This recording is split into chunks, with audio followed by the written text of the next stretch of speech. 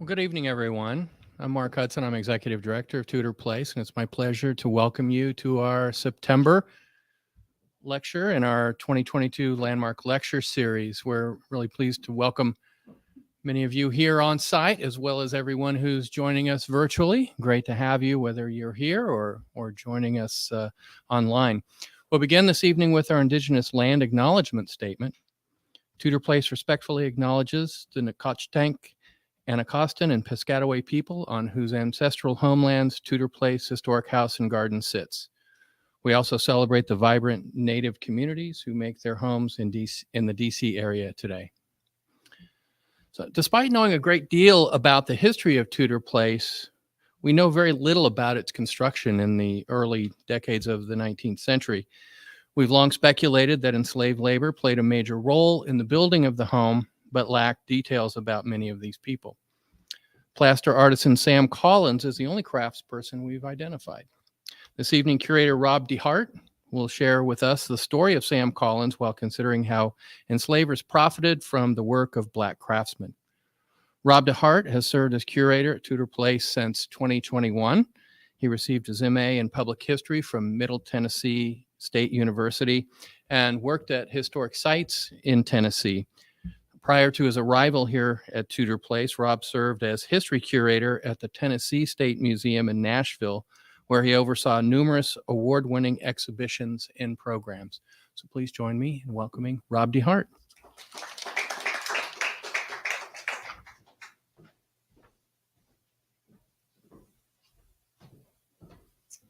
All right, thank you. So this is a very exciting time to be doing history.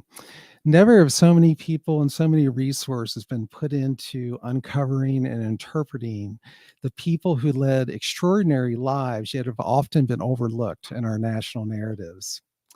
I've been involved with many projects, some more successful than others, that have strove to try to uncover some of these lives. And I'm also proud of the work that we've been doing at Tudor Place to try to bring equity and diversity to our daily tours. We look at Tudor Place. We're not in Tudor Place, are we? We look at Tudor Place and we see the beautiful house. We see the lavish lifestyle that the Peter family lived. So why shouldn't we talk about the enslaved laborers, the free laborers who made that lifestyle possible just as much as we talk about the Peter family? Part of the efforts of doing this has to do with this great historical research that's going on right now. A lot of it is re-looking at sources that have been looked at a lot, but looking at them in new ways and trying to read them almost backwards in a way to try to uncover these lives that have been often overshadowed. But also just as exciting to me is how the history field has moved in telling these stories in new ways. How we have made enslavers accountable, and also how we have given the enslaved agency. So not only are we looking at these people, but we're also telling the stories in new ways. And it's a big challenge for all of us in the history field, but it's also a very exciting time to be doing this work. The construction of Tudor Place, just like Mark mentioned, is a good example of that. Because while discussing the neoclassical architecture of the house and the temple portico that uniquely intrudes upon the house's central hall, the family called the saloon, most visitors, they hear about Dr. William Thornton. He's the man who did these drawings. He was an amateur architect, but he had quite a interesting portfolio in that he designed the first U.S. Capitol, the Octagon House, Woodlawn, and many other places. So we want to give credit where credit is due, but this is what Thornton did. He didn't even do elevations. There are stories from when he was working on the Capitol where the commissioners got very frustrated with him that he couldn't produce on time measured drawings for the workmen to work from. So often there was a building superintendent or a contractor that would do these measured drawings. So while we know Thornton's name, just like Mark said, we have no idea who did the actual scale drawings. We don't know who masterfully executed the temple portico because those records did not survive, which is kind of a funny thing because we're doing a program on Thursday called Hygiene in the Peter Family, and the Peter family saved their toothbrushes. So, I mean, they saved everything, but unfortunately, as far as Thomas Peter's records, they're a little spotty. We only have a couple years of all the years that he was alive of his financial records. But interestingly, so one worker is remembered, just like Mark said.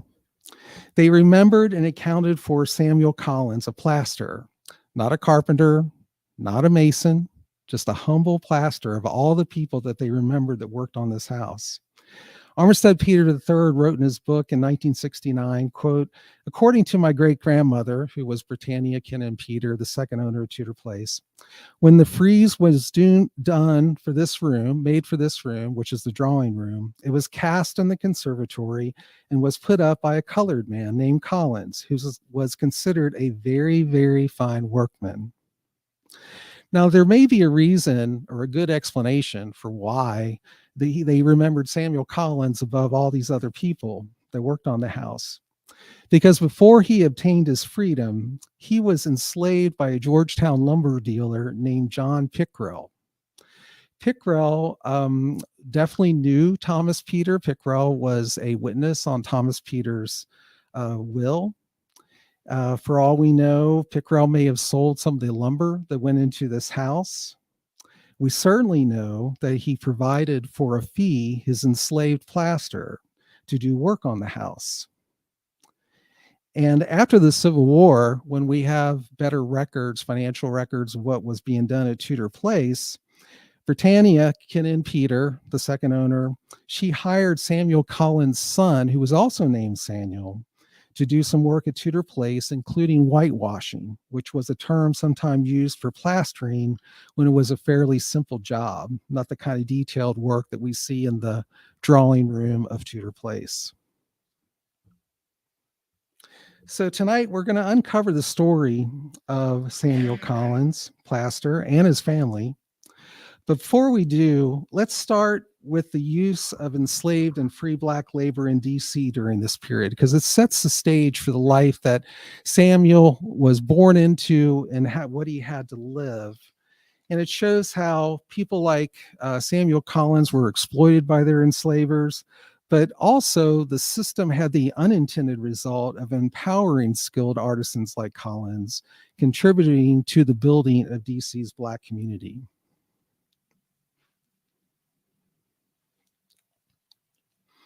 So the act of hiring out that enslavers did, that's what they called it, hiring out, when you owned somebody and you hired them out to do labor for other people and charged a fee to those people. This was a part of the slave system from the very beginning in the United States.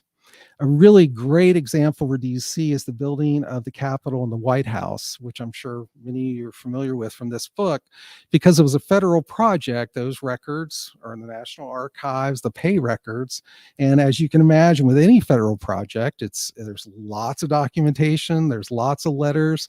So even though they're quite complicated to go through, they give you a good feeling, or not a good feeling, but a good idea of how this system worked on a project like this. So the enslaved, what we learned from those projects was that the enslaved laborers were used for the hard labor. Most of the skilled labor were Irish, but there were many cases of enslaved laborers helping the skilled workers. The Irish apparently did not have a big problem with working side by side with enslaved people or free Blacks. Example is with the plastering that occurred at the Capitol. This is actually a picture of the White House plastering from the 1947 renovation, but it gives you an idea of how challenging the plastering was in both of these buildings. But at the Capitol in 1798, about 10 workers, white workers, were hired to do the plastering, plus about 4 to 5 enslaved laborers to help them. The workers were paid $16 per month.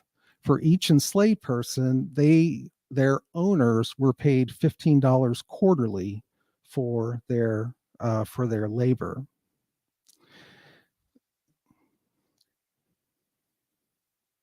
So the enslavers who worked on this project, I'm sorry, the commissioners who oversaw this project, they did not want to replace white workers with enslaved workers or free black workers.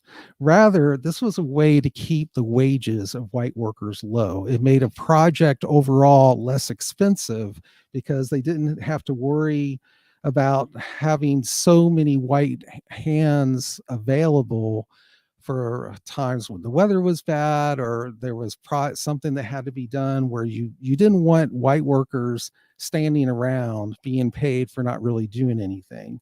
This didn't matter as much with the enslaved workers. So they certainly weren't trying to uplift or empower the black laborers. But this did lead to a lot of anger among the white workers.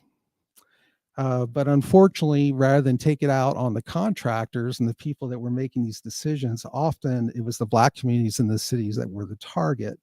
A good example of this was the snow riot that occurred in 1835, where mostly Irish workers destroyed portions of DC's black community, being upset about some federal projects that they felt were going to black workers rather than them. So this is the tension that this created. Also, the way the work went is that it was a 6-day work week. And in those cases, if it was an enslaved labor, all those wages were paid to the owner of the enslaved person. But if that enslaved person worked on a 7th day or a holiday, they could keep the wages. Now, this was just a very small amount of money. We're talking about cents, like maybe 60 cents if they did that. But you can imagine that for these people, a lot of them tried to take advantage of this because this was the only money they were going to get in their pockets. And even a little money like that could change their way of life a little bit. Even if they were lucky, they might be able to save enough money over time to be able to purchase their freedom or the freedom of a family member. But an unintended consequence was that the enslaved and free blacks who helped the masons and the carpenters on these jobs, they picked up important skills. And I say unintended because I don't think any of the commissioners wanted to do this, but this is what happened. And a good example that shows how this worked was Ambrose Moriarty, who was a free black who was working on the Capitol project. He earned $5 a month. And with the money he saved, he was able to buy a lot in DC and build a house. And perhaps the skills he picked up on these projects is what allowed him to learn the skills to be able to build his own house.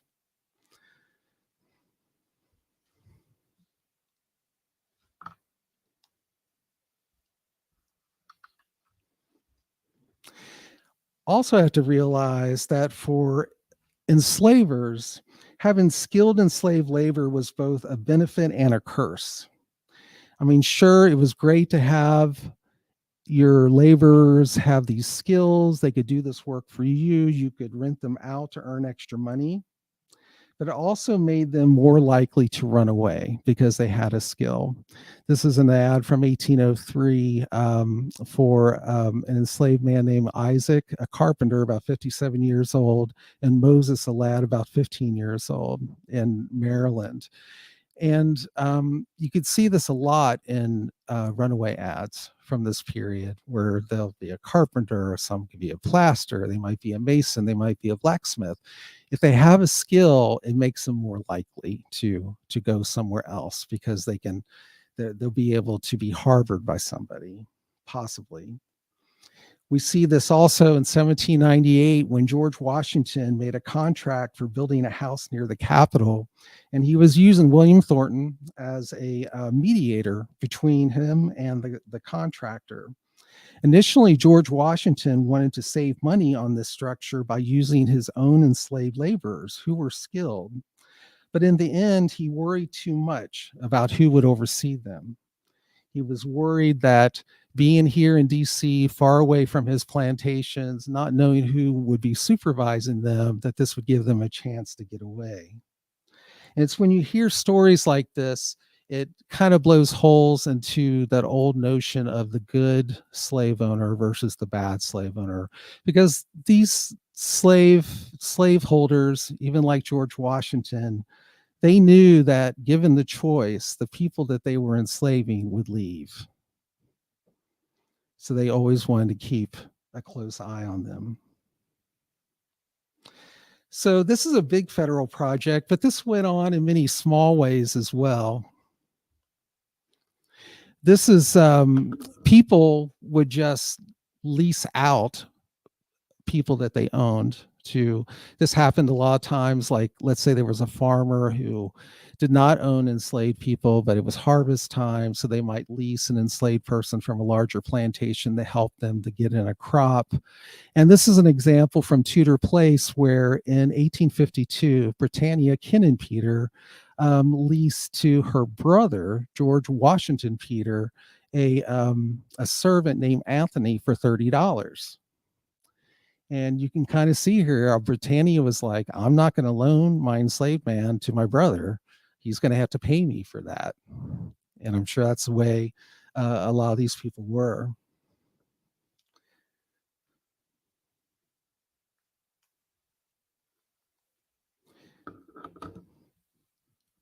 So both big and small, these practices traveled west as white settlers encroaching on the ancestral lands of American Indians established illegal settlements west of the Appalachians.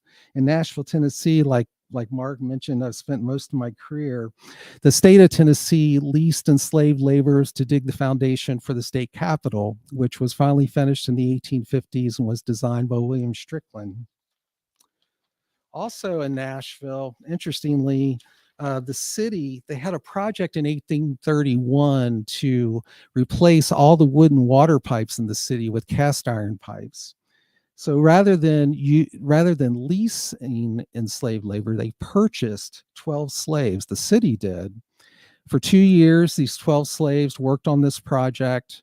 And by the end of the project, they sold 10 of them and actually made a profit. So you can see how this was attractive to some cities, some with civic type projects. And you can also see how cruel it is because these guys are all ripped from their communities. It's all men. There's no women, and they're from all over.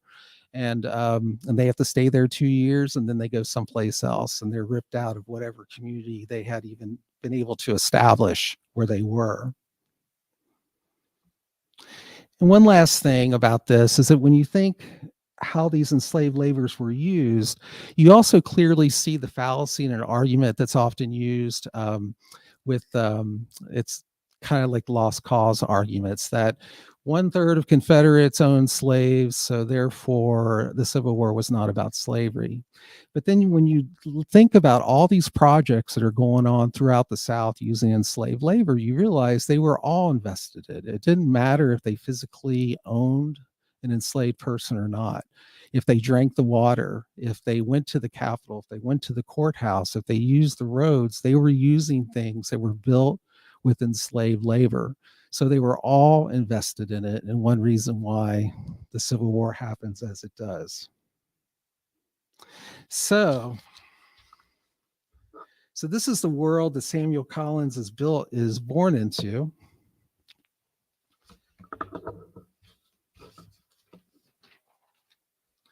So let's talk about Samuel now that we have some context. So he was born about 1800 in Maryland. One has to wonder if his surname, Collins, might be a clue as how he learned the plastering trade. There were a number of Irish immigrant plasters in Baltimore in the late 18th century, some also with the surname of Collins. Samuel Collins was biracial. He could have been a child of one of these people, or it could have just been that his father learned the trade in Baltimore and somewhere in Maryland.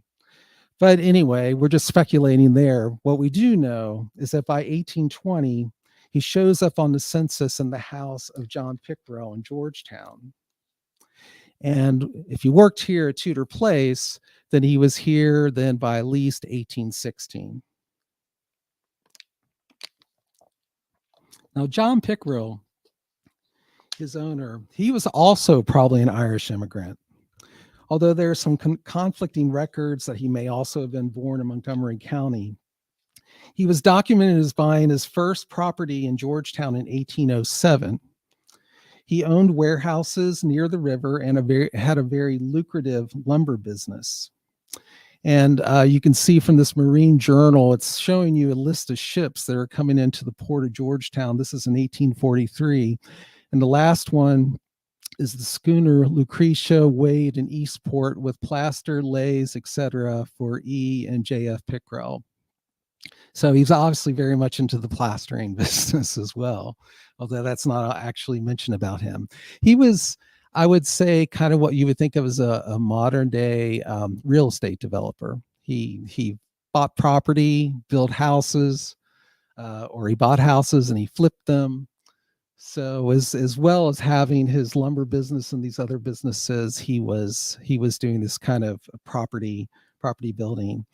He married a woman named Ann Wilson, who was also from Montgomery County, and together they had 9 children. The last house they lived in was 3233 N Street here in Georgetown. He probably built that. It later became an Oddfellows Lodge. So Samuel, so he's enslaved by John Pickrell, but he gains his freedom in 1831 for $5. $5 actually was a bit of money then, but obviously nowhere near his true worth. But maybe Pickrell realized, having such a skilled person like this, that eventually he is going to get dissatisfied of being in the condition that he's in, make him unhappy, maybe less productive. But there's also a larger picture here. When John Pickrell married Ann Wilson's father gave her 2 presents on the birth of their first son in 1821, her favorite riding horse and an 11-year-old enslaved girl named Sarah, who was also born in Maryland. Possibly it came from the Wilson family's plantation in Montgomery County, Maryland. And of course, we have no idea how she may have been ripped from her parents and her family by becoming a gift to his daughter. But Sarah and Samuel, at some point, probably around 1830, began a romantic relationship and were likely married. So this might have come into play with John Pickrell granting Samuel Collins his freedom, because he did not free them both. He only freed Samuel. So even with freedom, it was within Samuel's best interest to continue to live with the Pickrells. And this kind of shows you what's happening. This is 1850 census. Samuel Collins is living as a free person in basically the residence of the Pickrells and also one of their daughters and son-in-law and their kids. And then on the other side, this is the number of enslaved people that John Pickrell had in 1850. And they don't have names, but by matching up their gender and their age, we can see Sarah Collins on there. Sarah and Samuel's son, Sam, also named Samuel, who was born around 1834. They had a daughter named Amy, who was born around 1842, and a daughter named Louisa in 1845. And because the children's mother was enslaved, it didn't matter that Samuel was free. All these children became the property of John Pickrell. So actually, when you look at it that way, this was not a bad deal for John Pickrell. Even though he freed Samuel, he expands his slave ownership with his children, and who knows, there might even been some financial impetus in this as well, where maybe with Samuel earning his own wages, maybe he had a little bit more responsibility for taking care of his family than John Pickrell did as the owner of his family. Now, Samuel personally, we don't know a whole lot about him. Of course, from what I just told you, we know he was a very loyal family man, because you can imagine how hard that must have been, that knowing that you could go any place, you were free, but he didn't. He stayed right here. He stayed right here with his wife and his children. But I tell you, bless the Peter family. They kept records of everything, and our archivist Haley is back here, and she can tell you there's just scraps of paper all over the place. And this is a scrap of paper that was written by Armistead Peter Jr., who was a grandson of Britannia Peter Kennan, who you told me talk about. And he loved writing down everything Britannia said about everything about the house, about the people she met and the history here, and including the enslaved persons. And this is just like a little note, where he's talking about the frieze in the parlor, in the drawing room, but also makes this little extra comment that old Sam brought the highest price of slaves, and Sam played the violin, the macaw dance. So I guess he played the violin too. Kind of think about, as they're building this house, or some of the jobs he did, and whether that was something they might do on breaks. I don't know, but at least something he did in the house. But it's kind of nice to have that other little tidbit of information, thanks to the Peter family. But what we do know is he was a very skilled plasterer. According to our most recent historic structures report, which we've been working on since I was hired, and it's actually still in draft stage, these friezes and cornices that are in the drawing room, the saloon, and the parlor of the center block of the house date back to its construction, to around 1816. They believe they just had minimal repairs, minimal painting over the years. And this is made of decorative plaster, and this is typical for a plaster cornice from around 1810 to 1820.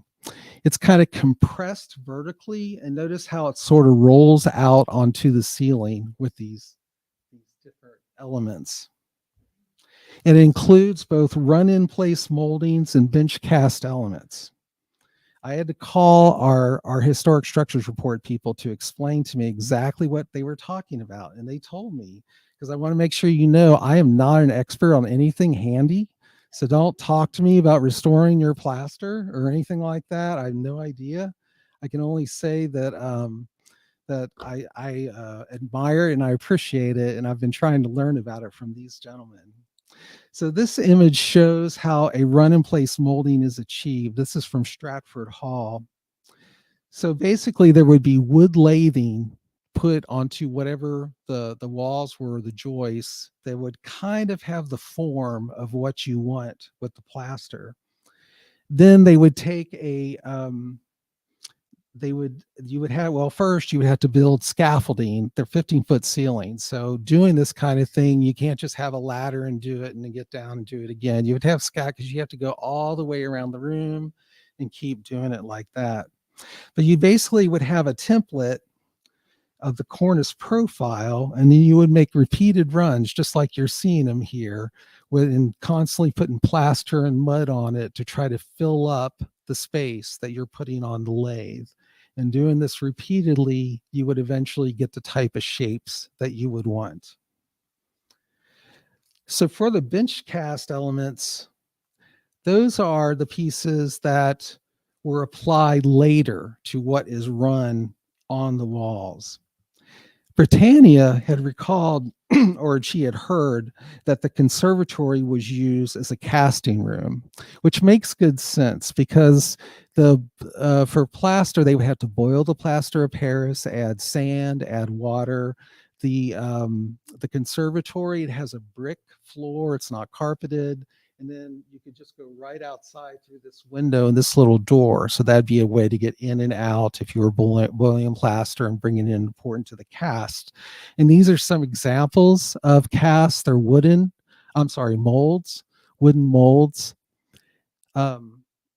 And there were many pattern books, as probably many of you know from this period, that had all these different neoclassical elements. So these builders had lots of examples they could look to make these molds, and probably Thomas Peter or somebody in the family picked these things out and said, this is the kind of thing I wanted, and this is how I want it to look. So they would spend lots of time making these plaster elements. They would also put animal hair into them as a binding agent. And then they would apply those to what they had done, the run in place molding. So if you look at it here again, you can see the acanthus leaves, the rows up here. There's little tiny acanthus leaves on top, and you also have these swags.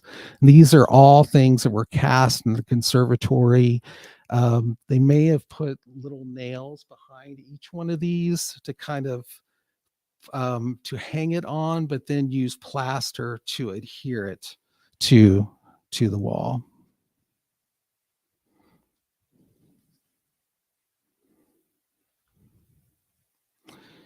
It's interesting. The Peters don't mention anything about the ceiling medallions, but it seems likely that if Samuel Collins did the cornices, he would have done this as well. This was very challenging, having to work like this, as you can imagine, on a scaffolding. You would have a template for this piece. Often you know how a compass works. They would run a rope and a pencil from the central point and draw a big circle to make sure they had a very even circle, and then apply these different elements to it.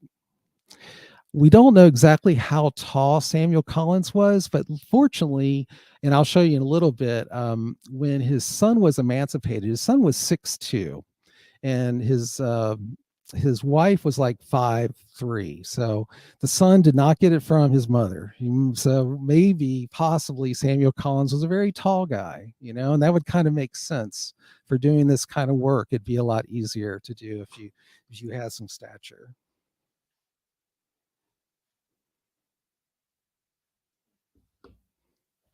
So it's safe to assume that Pickrell employed Collins as a plasterer on most, if not all, of the homes he built, which were primarily in Georgetown. And there's also no telling how much work Collins did for friends of John Pickrell, such as Thomas Peter, or how much work Collins was able to get on his own. I'm kind of hopeful some more of his work exists out there. We do know some of the homes that Pickrell built. But then when I was getting ready to do this, I thought, I don't know, think I want to show pictures of private residences, especially since we're streaming, since I haven't really talked to anybody yet. But this is a building at 3258 M Street, and this is a Habs photograph from 1960s. This was purchased in, the property was purchased in 1817 by Pickrell and then sold to his friend Clement Smith. Originally, this building was 2 stories. The third story was added. So it's possible that Collins worked on this. The problem is that with plaster work, especially in residential things like this, I think very little of it survived. I think, as you know, that's the first thing to go when you're when buildings are being changed. And if you guys ever look at real estate websites like Zillow, you'll see Federal Home built 1810, and then they show the inside. It looks like 2022, right? Because it's all been redone. And that's probably not the first time it's been redone. It's been redone multiple times. Of course, they want to modernize it. So we're very fortunate that we have something like Tudor Place where this work still exists, and there may be some other more landmark homes where we could find this work, but it's difficult to find.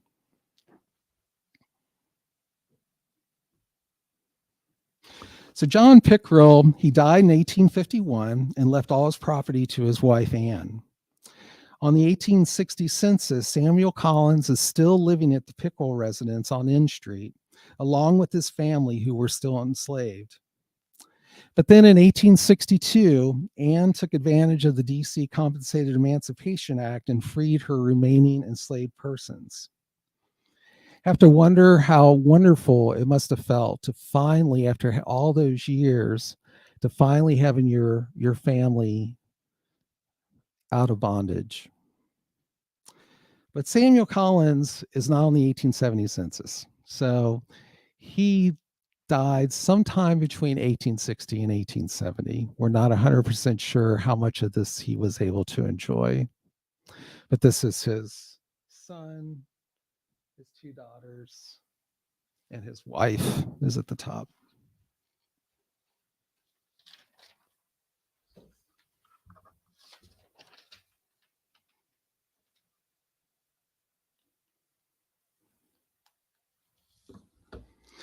When Anne died, she put in her will to leave a house on Herring Hill to Sarah. This was probably because Sarah had lived with her since Sarah was 14.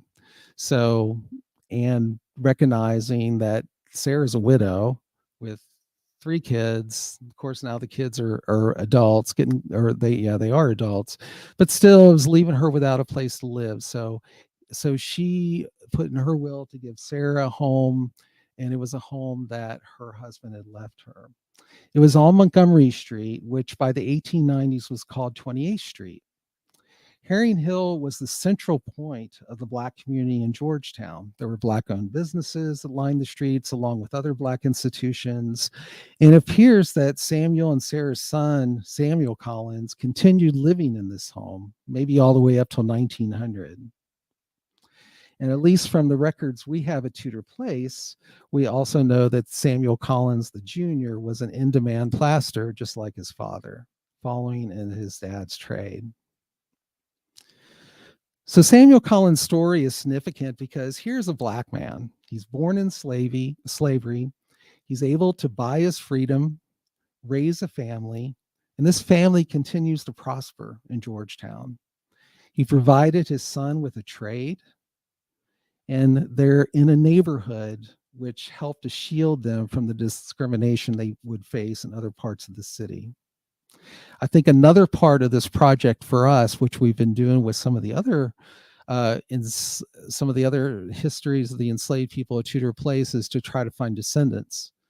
We've been successful in doing that with one, and I think this would be another one. It'd be great to research and see if we can find any descendants of Samuel Collins.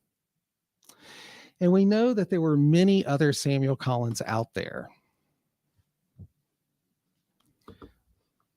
with similar trajectories who worked as artisans, allowing them to propel their families to brighter futures.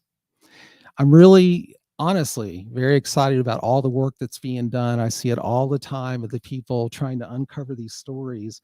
One that stuck out to me recently, which is on the Architect of the Capitol's website, is about Philip Reed and the Statue of Freedom that's on the Capitol dome. He was an enslaved laborer working in the foundry run by sculptor Clark Mills. He worked on the Jackson equestrian statue that's at the White House and the Statue of Freedom that you see here. He started his own business after the Civil War and became quite successful. Really sounds a lot like Samuel Collins. And I think that's what we're going to continue to do as a field, is look at these contractors, these building supervisors, these carpenters, or like someone like Clark Mills, and you look at the people not only they worked with, but the people they owned, because most likely the people they owned were working alongside with them in these industries. And the more we can do that, I think we can get a brighter, a little broader picture of all the different types of labor and laborers that went into building DC. Also, runaway ads is another place I think we can look, and also manumission documents like the one I showed you with Sam, where it says he's a plaster. I think every time we see this, we get a fuller picture of the people that made our built environment.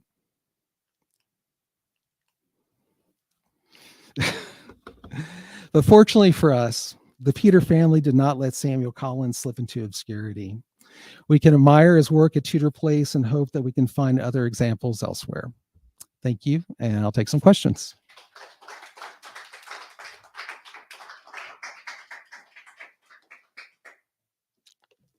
Anyone have a question? Yes, sir. You alluded to one of the descendants. Is there anything in the family lore that supports anything you came across in research? I'm sorry, about other descendants of.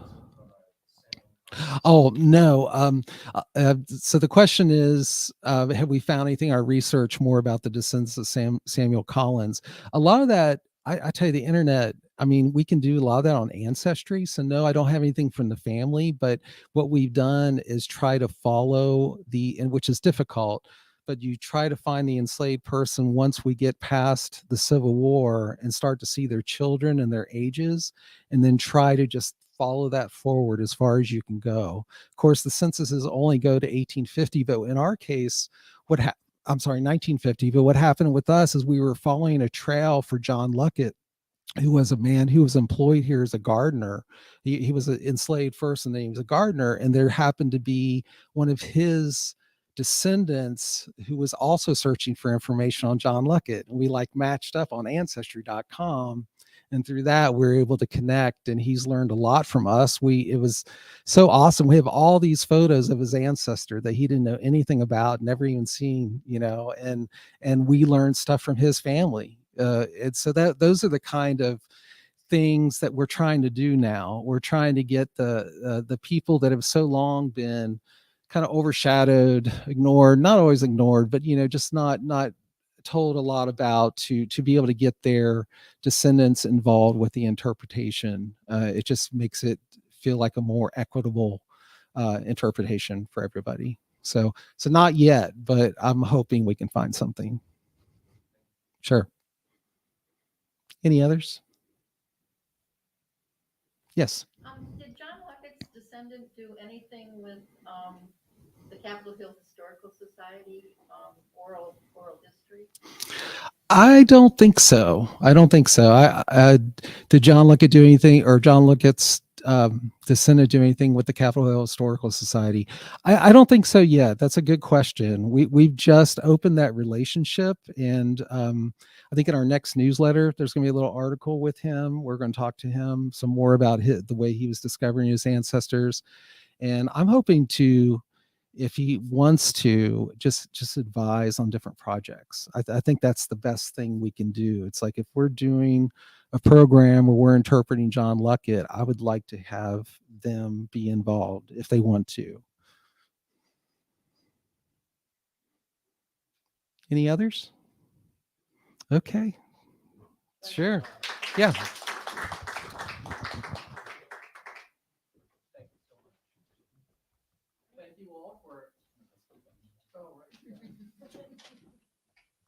Don't want to leave the virtual audience out.